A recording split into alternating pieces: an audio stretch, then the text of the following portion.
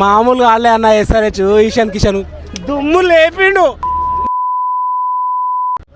ఇక్కడ చూడండి, మన అన్న అసలు ఎస్ఆర్హెచ్ గెలిచిందన్న ఆనందంలో ఏం చేస్తున్నారో అర్థం కావట్లేదు. అది వేరే విషయం. అన్న ఆనందానికి ఒకసారి అద్దుల్లో మాట్లాడదాం. అన్న చెప్పాను, ఈశాన్ కిషన్ సెంచరీ చేద్దాం అనుకున్నాడు, జస్ట్ మిస్ అన్న.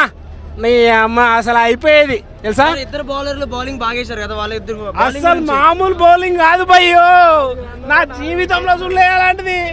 అర్థమైందా? 4 వికెట్లు 4 రన్నులు, 4 వికెట్లు 4 రన్నులు. అసలు ఘోరాతి ఘోరంగా ఆడిన నా బౌలింగ్ మామూలుగా లేదన్ను, చాలా డేంజర్ గా.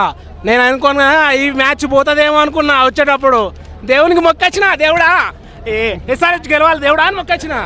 గ్రౌండ్ కూడా మొక్కిన రాగానే అన్న. ఖచ్చితంగా నేనేమనుకున్నా తెలుసా, దేవుడా దేవుడా ఈసారి ఎస్ఆర్హెచ్ గెలవాలి ఖచ్చితంగా. ఆర్ఆర్ నోడియాలి, ఫస్ట్ ప్లేస్లో ఉన్న ఆర్ఆర్ని ఎస్ఆర్హెచ్ ఓడియాలి.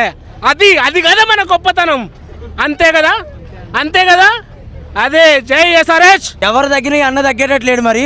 మామూలుగా లేదన్నా, వైల్డ్ ఫైర్.